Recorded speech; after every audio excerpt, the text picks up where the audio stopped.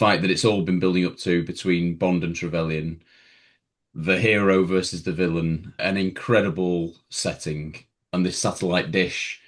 It ends in a different place to where it starts. It gets one of those fights that goes through a few different places. We've talked about fights that go up. Strangely, this fight goes down to a perilous kind of drop at the end. How good is Pierce Brosnan as James Bond and Sean Bean as Alec Trevelyan? And when you hear that Pierce Brosnan and Sean Bean, when they were that age, having a fight, how unbelievably perfect. And it is the promise. You know, he's a double O agent. There has to be this. There has to be this physical fight. This is the biggest fist fight that Bond ever has with a villain, isn't it? This is the main hero and the main villain having a proper fight. So it's pretty unique in that way. When you have got 007 versus 006, you have to have a physical fight to end this. That is the only way that this can ever be solved. When it's secret agent versus secret agent and there's so much emotional ties in it, you have to do this. And I think that that's one of the best things about this fight is the emotion plays into how they fight each other as well. Yeah. You can feel the feeling of this. Yeah. It's back and forth. They know each other's every move. So one goes for one, the other one blocks. There's a bit in it where Trevelyan is 3-point, Brosnan 1, 2, 3. Yeah. They know how each other fight. They know how each other think. And yet there's that real feeling, especially when they go through those metal bars. We don't care who gets hurt.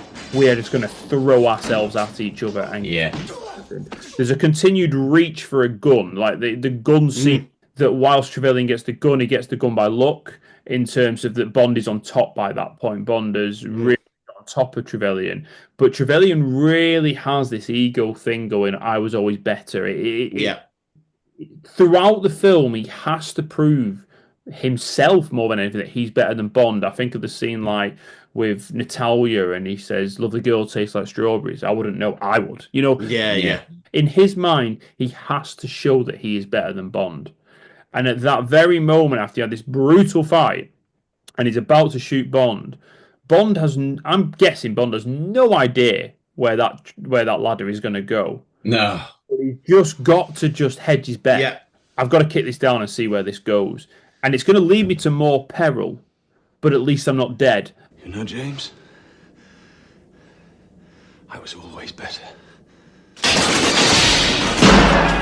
It does feel one of the most brutal fights in the series. It moves quickly. There's lots of different things to it. Different ways of hurting each other. It's not repetitive. It's claustrophobic, but you can see it. You can see who's who. It's in a quite closed space to begin with, and then, as you say, John, he either gets shot or he does that. Yeah. So he might not know where it goes, but at least there's a bit of uncertainty. Whereas there is, otherwise he's dead and he's killed by Trevelyan. So that gets them onto that lower bit, which gives the whole confrontation a new slant. As soon as it drops down, suddenly you've gone from being in this mechanical engineering room to suddenly in an absolutely terrifying, wide open space. Yes, we've got music, but as soon as they break outdoors, you hear the whistle of the wind. You hear that they're out. They are very, very elevated here. They are way off the ground. In such limited space on a pole with a little base at the bottom, they're still able to do some really unbelievable fights and hanging on.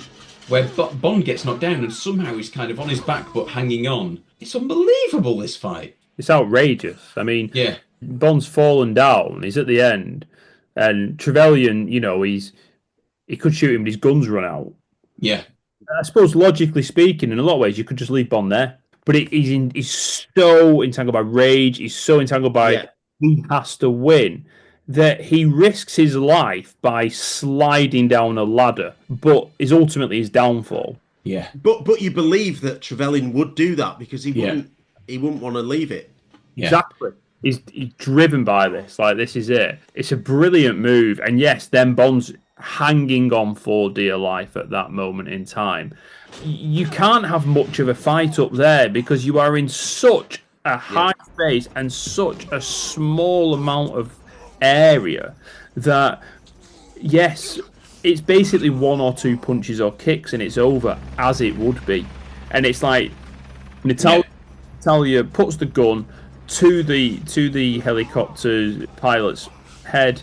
That little distraction, punch, yeah, bang, he's gone, and he could die. At that moment, he could die, but Bond has to grab him. That's the thing, is that Bond could just kick him. The grab is Mm. a reaction thing, but it doesn't have any need to. Kicks him and Trevelyan's gone at that moment in time. But the fact he grabs his boot to hold on just that second, just so he can have his true retribution. That Mm. yeah. this is for me, for all that you've put me through in this film, for all the years of betrayal, Yeah. all the goading that you've given me throughout this, and all the havoc you've caused.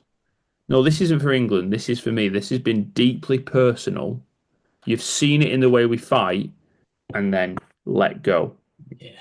It's outstanding. First of all, where Bond kicks him off the edge. Yeah. I mean, that takes my breath away every time because you've been getting so used to this small area Mm. that you've got to stay on, and then to be like, whoa, kicked off, like, oh, like that is absolutely terrifying. He's Yeah. out there, he's kicked. You get that torn nature of Bond between Bond wants to show that, of course, he's the bigger man, he's the one who's going to win. But at the same time, I don't necessarily know that he wants to kill him until the very end.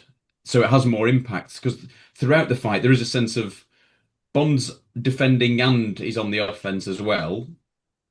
But when it gets to that final bit where he's holding onto the boot, you don't know what Bond's going to decide. It has impact, that decision. It gives the audience a bit of a shock, really, that he would let him go like that.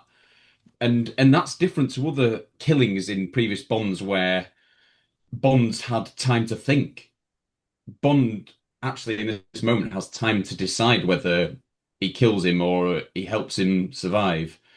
And it's quite not shocking in a bad way, but always quite a surprising moment that I'm going to let you die. I'm going to let go and you're going to die. That's a pretty big decision from Bond. And then for Bond to grab his boot, and then when Bond lets go, it is breathtaking. Like takes your breath away what you are seeing because you just feel that open expanse.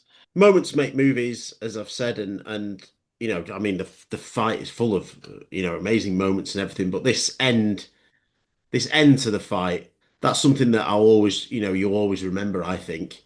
For England, James? No. For me.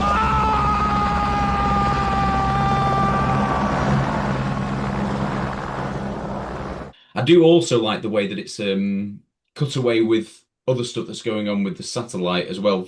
Not constant interruptions, but just one or two, so that you're aware that other situations are coming to a head as well. Hmm. And it makes for such a brilliant edit. So when Trevelyan hits the ground and then you've got Boris screaming, I think that's so brilliantly done.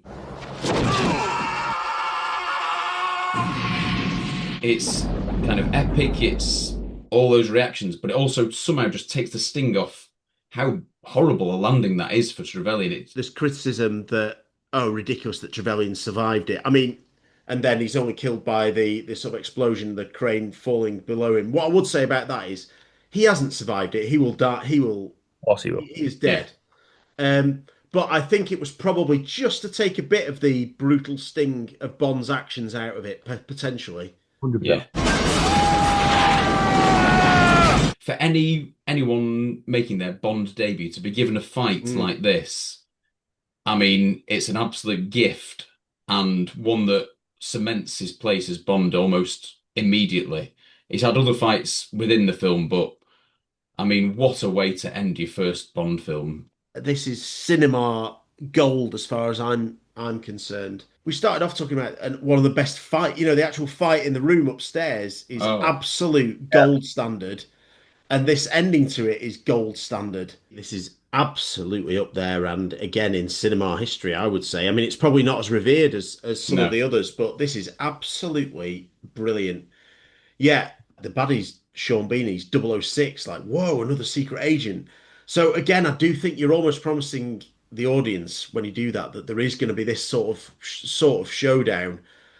And my word, does it deliver? Having had this incredibly brutal brilliantly directed, brilliantly choreographed. Again, no score, which, we might argue with Eric Serra is quite a good thing. Although when the score then comes in later, it's, one of my Good Yeah. score. more favoured action score bits from GoldenEye. So, it's so good.